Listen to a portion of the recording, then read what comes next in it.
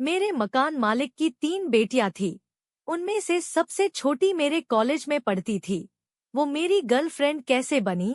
जब मैं 12वीं की परीक्षा देने के बाद जयपुर आ गया था।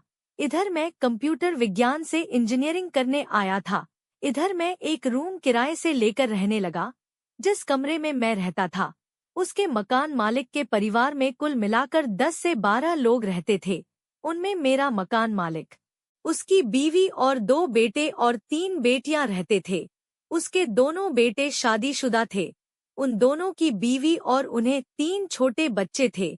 सब लोग एक साथ एक ही घर में रहते थे। उनका घर बहुत बड़ा था। उसकी तीनों बेटियों में जो सबसे बड़ी थी, उसका नाम निष्ठा, बीच वाली पिंकी और सबसे छोटी वाली का नाम रिंकी था।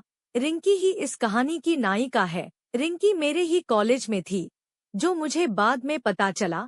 एक बार मैंने उसे मेरे कॉलेज में देखा के एक प्रोग्राम में देखा था, तब हमारी नजर मिली थी।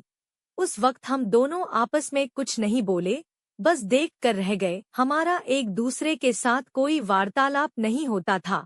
ऐसे ही कुछ दिन बीत गए। हम एक दूसरे को रोज देखते थे, पर आपस में कभी कुछ नहीं बोलते थे। ऐसे ही 6 महीने बीत गए। अब उसकी बड़ी बहन निष्ठा की शादी की तय हो गई। एक दिन जब मुझे मेरे मकान मालिक ने नीचे बुलाया, तो मैं गया। मैं नीचे गया तो मेरे मकान मालिक बोले, रिंकी और आंटी को हॉस्पिटल ले जाओ, उनकी तबीयत थोड़ी ठीक नहीं है। मैं उनको बाइक पर बिठाकर हॉस्पिटल ले गया। हॉस्पिटल उनके घर से 10 मिनट की दूरी पर था। वहां मैं उन्हें दिखाकर वापस ले आया और मैंने नोटिस किया कि रिंकी बार बार मुझे देख रही थी। शायद उसका कुछ बात करने का मन हो रहा हो। मैं उसके घर में उसके कामों में मदद करने लगा।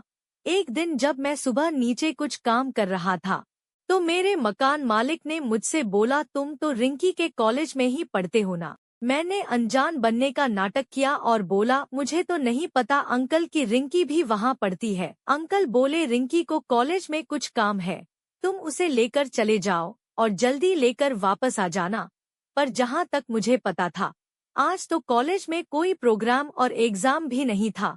अब मैं क्या बोलता? मैंने अंकल से बोला, ओके अंकल, मैं तैयार होकर 10 मिनट में आता हूँ।